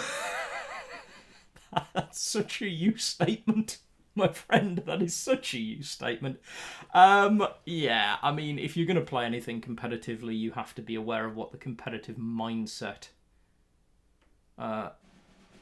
No, but I mean, the thing about ranked is ranked doesn't have to mean pushing for the top end either, which is what's really cool about this. As you don't have to push for the top end to play ranked. I have no interest beyond my own personal thing. Like I've been 60 some odd on ladder. I would like to top 50 at some point. I would like to see if at some point I can hit top 32, but it's not a major aim for me. And that was a very intentional decision that I made. Is, again, Neil definitely hanging around here. Nero, by now, having talked to me outside of game as well, will realise that if I choose to get competitive at something, the problem is I will get very competitive at something. At the point that I decide to take a game seriously, it is my intent to become really, really good at it. And that's not always a healthy thing to do. Scarred. Mito doesn't help us. Akita's good because it gives random damage on the guard. We'll just queue up another Panzer.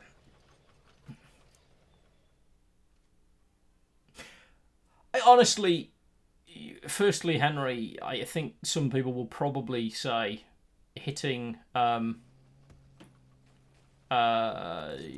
Field Marshal in your first season takes effort. You will get there. It may not be in the first season, but not everyone. It's not like first season Field Marshal is something that is generally expected. Doable, absolutely. So this is chipping through guards.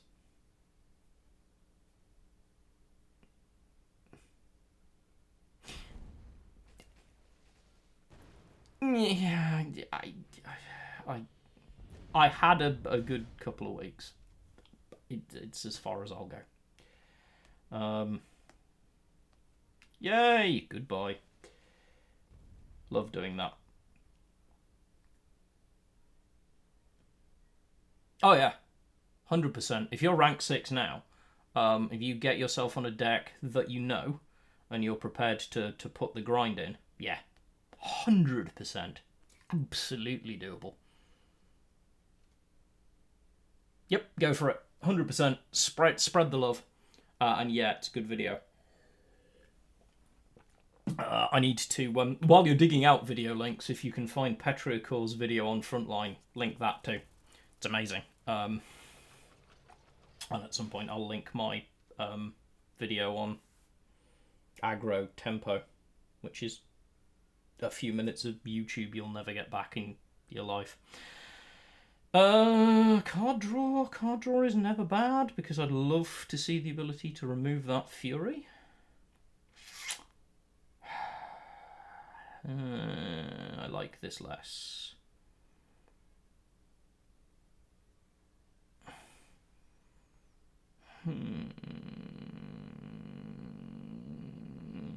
Thinking. You can just do the hard work for me. It's fine. You can do the hard work, and I'll deal with it.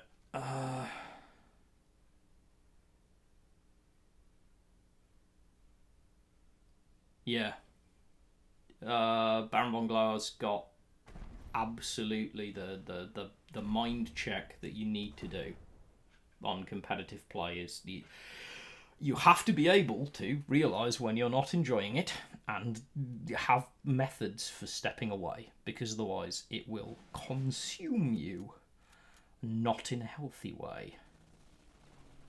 Well, we don't like that, do we? That's a unit that needs to explode. So, how do we go about doing that?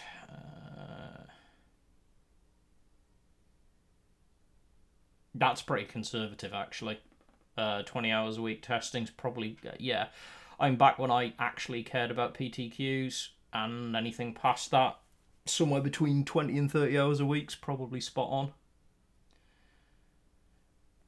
Yep. I'm saying nothing other than Bubbles makes all the sense. 100% recognise what your benefits are. It's 100% true. Making money from a card game, especially an online card game, is pretty tough.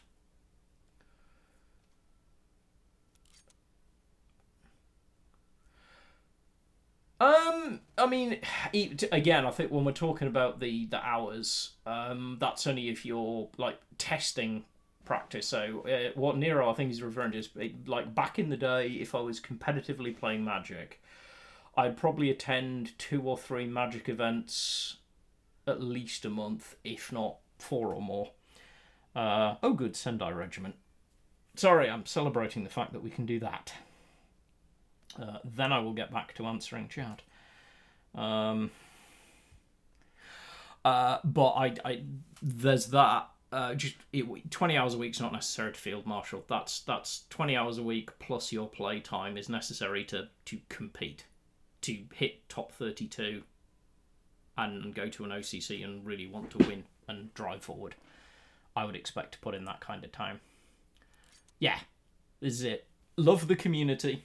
Love the game, play for fun, and you'll be fine. This is the thing I want people to... If people take anything away from the videos and me chatting, just chill out. The only reason I have as many hours a week in as I do is streaming. Literally it. That's the thing that does it for me. Well, we can remove one guard, but then we've got to deal with Coldstream. I don't like Coldstream, so let's make it our opponent's problem and put a bunch of potential damage to HQ in front of our opponent and let them figure it out. They have 1 air unit. We're not going to die yet. Next turn, I will remove the air unit, but I want to know if I can... Okay, so next turn we're just removing the air unit because it's a wall of guard. This is going to take a lot of digging.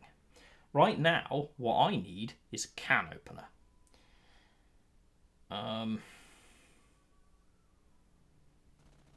I think if you're really enjoying the game on a casual level, playing it in your off hours, lunchtime, and you can probably hit Field Marshal.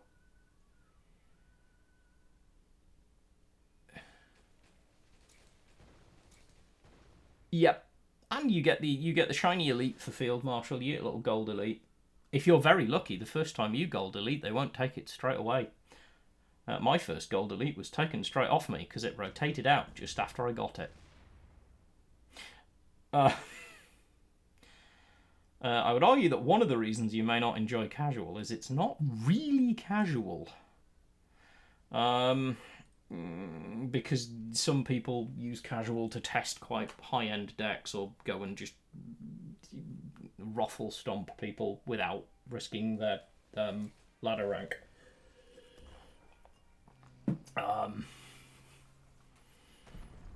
I don't play a lot of casual at all.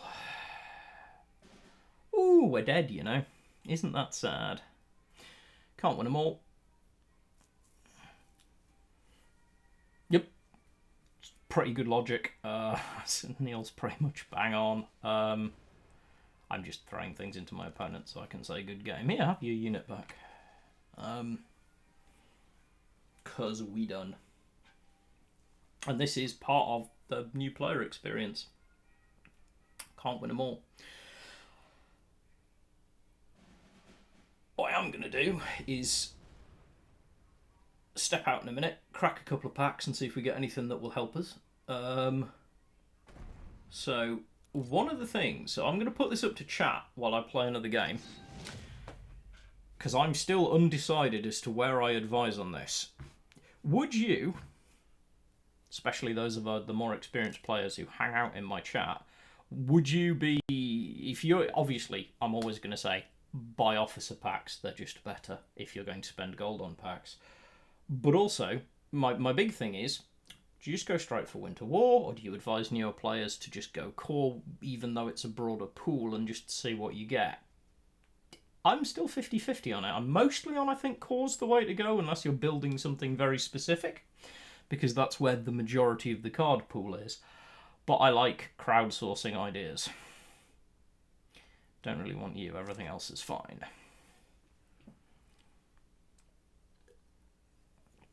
And if anyone's watching the YouTube VOD on this, this is another thing I plan to do on this series, which is leech information from people who are better at this game than I am, to make your life easier.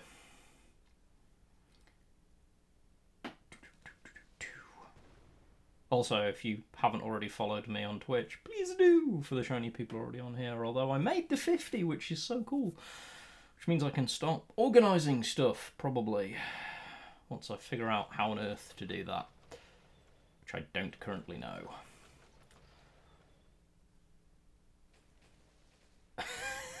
That's a fair admission. I admit, actually slightly surprises me, but it's a fair admission. Yeah, sure.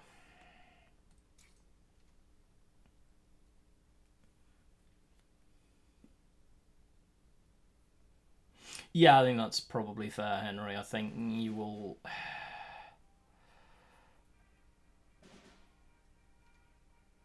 Yeah, I'm waiting for Finland to actually be good.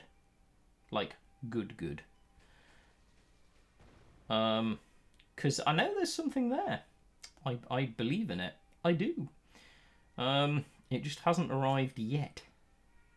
I really want Finland to be new and shiny, but everything I've done with Finland is okay-ish, but not great.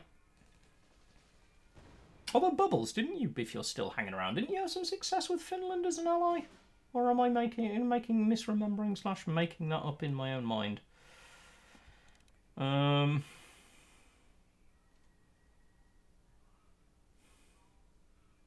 White Death is very cool. Still have to agree with Red Sun that I do personally think that Bismarck might be the most satisfying sound effect in the game.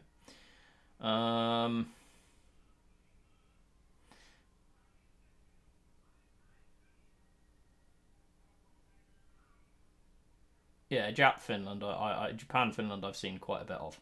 I still haven't managed to build something that I personally like, but I know it's out there. I hate air. Air can go away. It's the anti-order tank.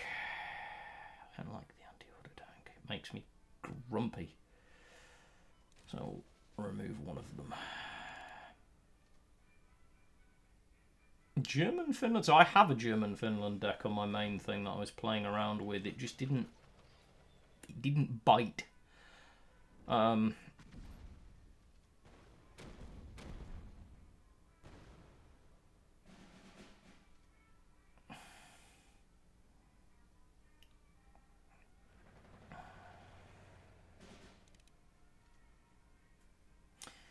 24th is fine. Panzer's fine. There we go. Just get some pressure on the board. We can still win this, despite the fact that we had a brief moment where this wasn't looking great. This is still perfectly doable. Especially if our opponent does that.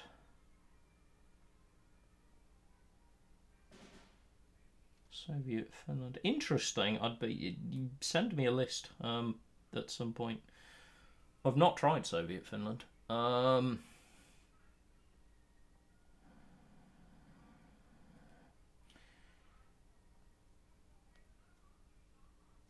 Punk is good, right?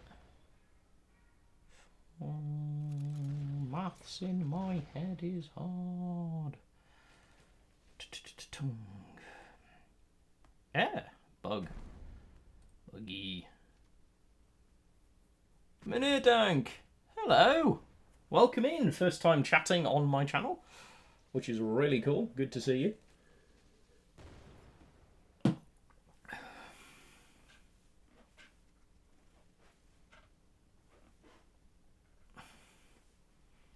Welcome to a channel that now actually has 50 followers, which makes me a super happy human at the moment. Keter Regiment, come on, high roll for me. I'll do, I'll take it. That's fine. Now, 3rd Raiding Brigade can get rid of the incredibly irritating Henschel. Or I can just push forward and do 6 damage to face. We just push forward and do 6 damage to face, don't we? Yes, we do. Or at least 3 damage to face. Awesome, thank you. Awesome, Betix, I'll find it easier in my DMs. Great for anyone else in chat, but I won't get to it, and then I'll be scrolling back over chat when I'm downloading the video. I think our opponent missed a trick, not trading out the aircraft, because now our opponent needs an answer or they're dead.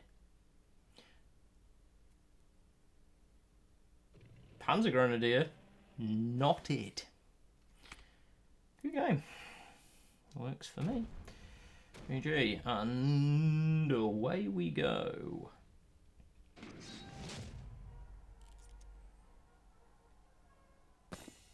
There we go. So,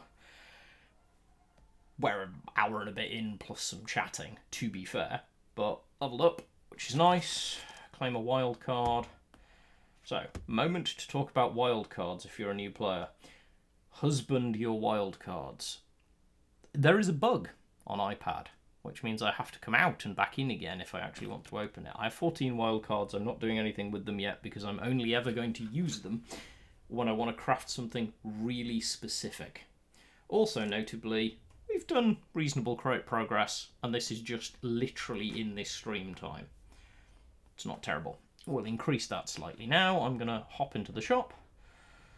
So I'm going to default to advising newer players to be aware of where cards they might want in the collection are. A lot of cards that I'm going to want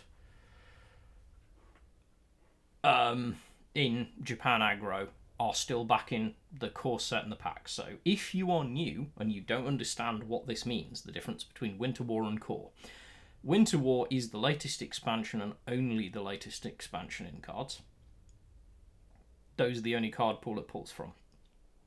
Which means there's a smaller set of cards, so you're more likely to get certain things.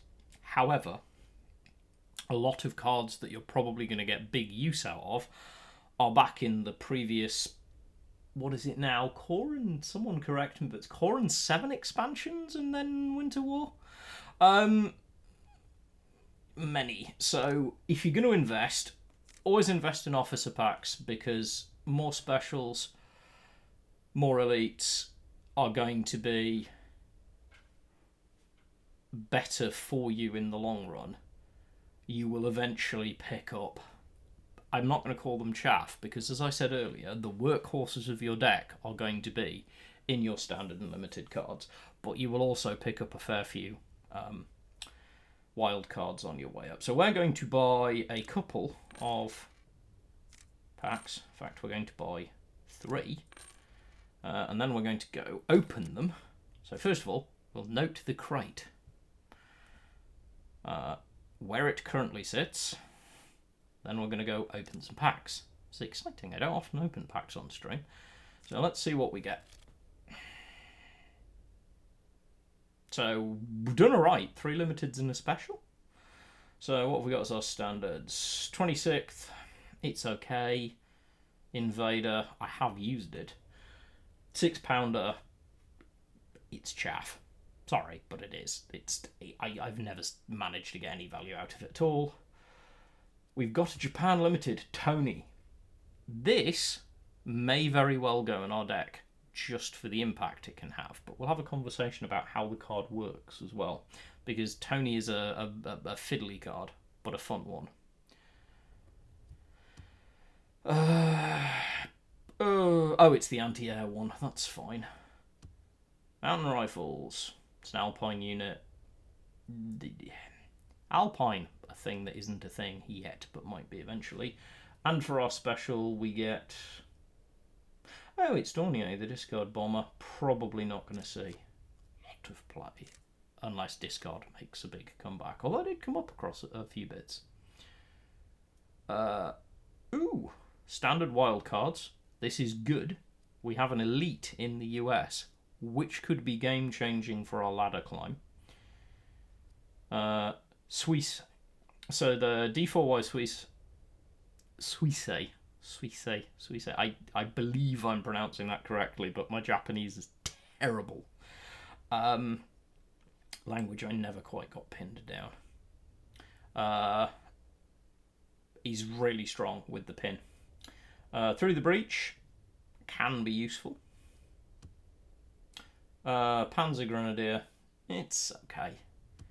Hermes, I love HMS Hermes. It's not that good. But I did. When I first climbed the ladder, my core deck was actually built around Hermes. Because I drew it and went, I really like this. I want to play with it. And then I found J King's video on how to make a decent Hermes deck and tweaked it. Did well for me. Ooh. It's an okay card, but it's a ramp card. And we are not going to be building... yeah, I mean, ramp deck. I'm going to go have a look, see if we've got the bits for it. I think we've got some of the credit gain, but I don't think we've got a lot of the big stuff we need. Oh, we've got a limited wildcard. That's always good. Standard wildcard. That can definitely help us. And then this is nice. These 4, so technically 5 limiteds and a special in a pack. I can live with that. Spitfire Mark II. It's okay. I've never been able to make it work. It's a card. Don't even know what it does, so go nuts. Airborne can be fun. Mobilize is fun, if not good. Francis for P40k is okay. So, let's go and see what our collection looks like with all our shiny new cards. So first of all, we'll get the new cards out of the way because I don't like the Laros. Blink. Airborne's it. Expanding the collection is always fun. Don't get hung up on having to use every card. Try the ones that appeal to you. See if they work for you. Experiment. Play around. Sorting the wheat from the chaff is hard work in this. So I'm just going to have a quick look at what we have in US.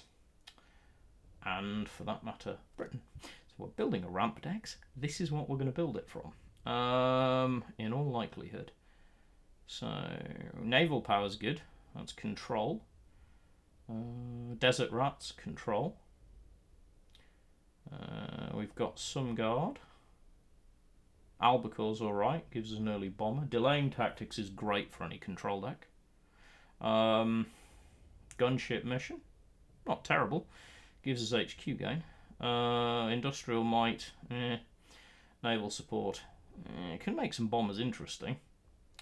Buffalo, no. Supply chain, only if you're playing with it. We've got War Machine, obviously.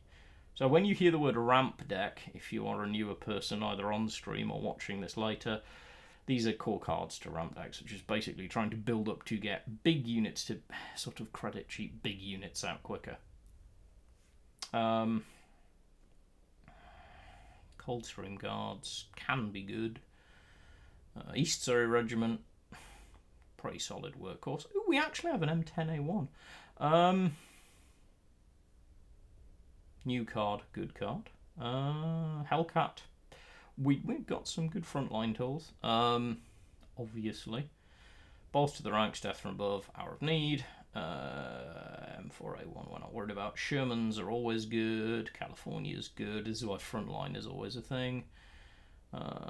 Stars and Stripes. I'm not, as much as I share your joy of kind of looking at the B-17 and thinking, oh, we could. We have got the B-17, P-51B, and then mainly the Lancaster, but we're not there for building a ramp deck yet. As the collection expands, we might get that way.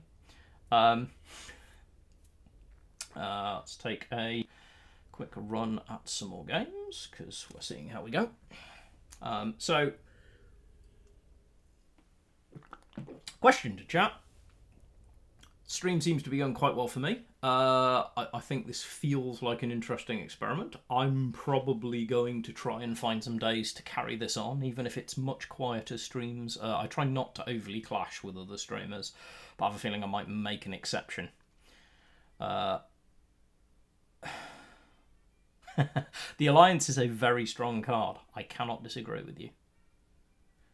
I will be downloading it, uploading it, spreading it out, because I think this is something that will be good for people to watch back, and I will probably be reaching out to people like yourself, Nero, to watch the video through and help me figure out where there are like timestamps that we can put in and stuff to help people get value out of it, because what I want is for this to go into, you'll have seen I've already got a new players playlist on YouTube, and this is where stuff like this is going to go. This will be a sub playlist to itself of a new player's journey, because I would hope new players can come along and gain some benefit from just watching streams like this. I missed a point of damage while talking. I feel badly about myself. Forgot it was a tank. However, no one died. So choices at this point. Our opponents is an interesting moment to have a look. Yeah, Commonwealth, I pulled in a pack. I really wanted it, but I waited until I pulled it in a pack. There are some good decks out there. So, Akita Regiment versus 24th Cavalry. I'm playing the 24th Cavalry, and I'm not pushing it forward and take the extra damage. The reason I'm playing the 24th Cavalry is... Take care, Neil. Thank you for coming by. I will catch you tomorrow evening. But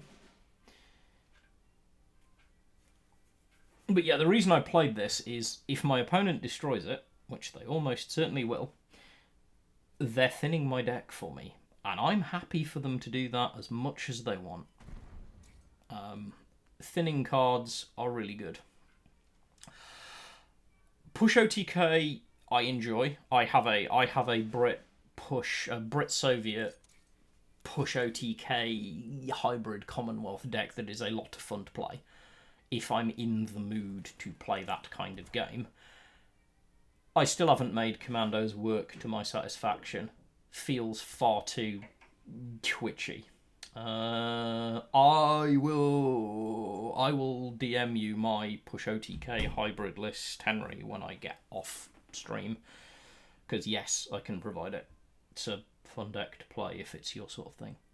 Commandos is, yeah, twitchy is the word. Oh, good. Legions. I don't normally do this early, but I really don't like legions, so we're going to start removing them.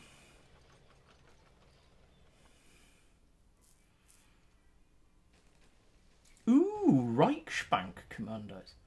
So what, you're just using Reichsbank to kind of bankroll triggering commandos a lot?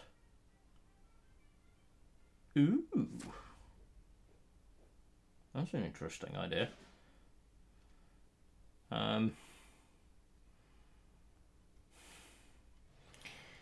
Look, our opponent deployed a 6-6, which we're largely going to ignore.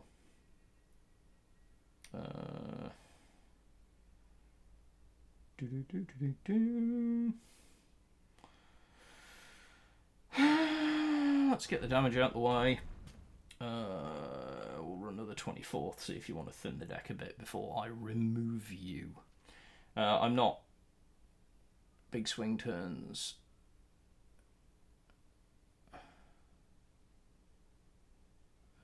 Okay. Oh, if you get a chance, can you list me via the Team Heavy thing so I can go dig? Because I'll have a look at that. Yeah. They are. I mean, they are big cards to use in certain archetypes. Well, no. I don't think so. I don't think we want that at all, do we? No, chat, we don't want that, so we're going to remove it.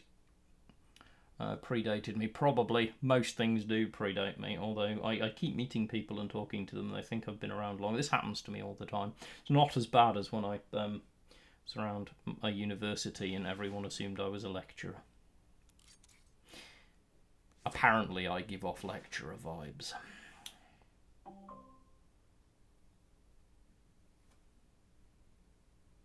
I'm being warned that it may flood. If anyone's wondering why my device is pinging in the background, I'm being warned that the universe may flood me to death. Don't like cards. I mean, it's badly positioned, but I just don't like having it on the board. We're just going to set up. What we're trying to do here, what I'm trying to do here, is set up a good blitzkrieg turn for lethal. Because I really don't mind if my opponent pulls. So to a degree, that was baiting. I kind of don't mind my opponent doing that.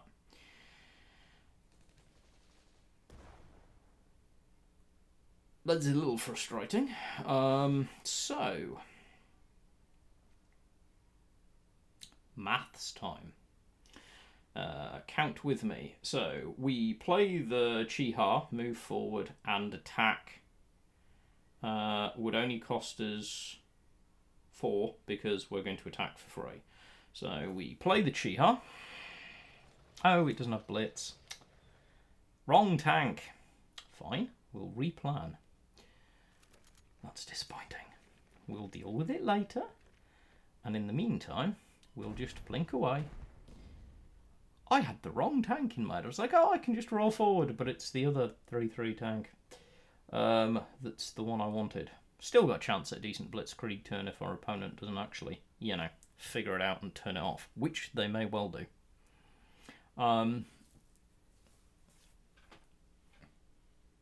It looks like our opponent's playing a sort of frontline deck. California's a big drop.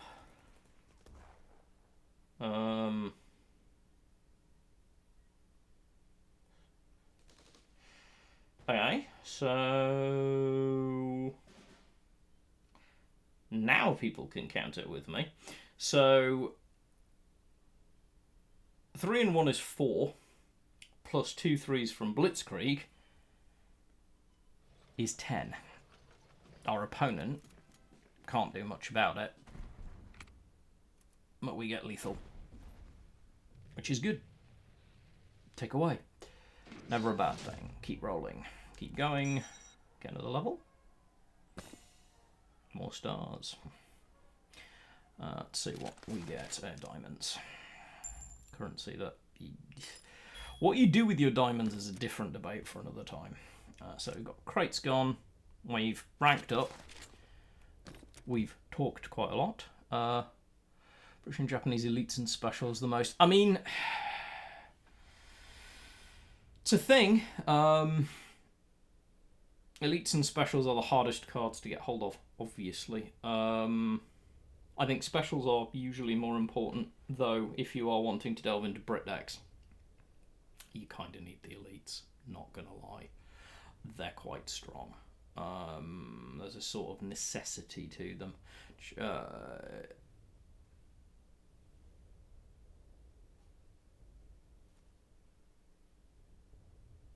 Oh, nice.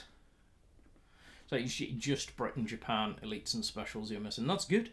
Right, so you've got plenty of variation. You can do a lot of fun things with Soviet elites. Although I still think right now the Soviet strong deck is tokens. Tokens is really good right now. If you just want to be able to aggro hard, I'm still of the opinion that the change to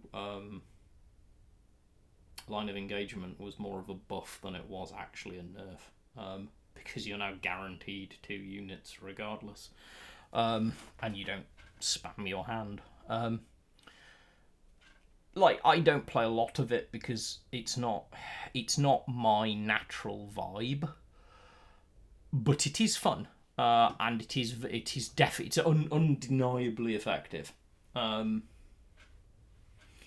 Especially if you can Baravanichi into tokens effectively, just gets crazy. You can get some really silly turns from it. So I'm conscious of time when I'm doing these streams because I then want to upload them to YouTube and not have the YouTube algorithm hate me. After you get past about 3 hours ish, YouTube gets twitchy. So I'm gonna call this stream for the moment. I will be back. I don't quite know when. It's probably going to be either Tuesdays or Wednesdays going forward that I lift this stream. I will be actively back on Saturday to stream my usual stream after OCC, so that should be a fun stream where we can talk about what we've seen and heard from OCC. In the meantime, thank you all for being here. Thank you all for lifting me past 50 followers. I shall be digging into the Twitch thing about how I get affiliate status in a bit. I will catch you on the weekend. Be good humans. Take care. Spread the word about, obviously, the channel and all the other governs. I appreciate you all a great deal. Anytime, it's one of the most fun things I do in my week. I love community. I might catch you all on some other streams before the weekend. Until then, take care.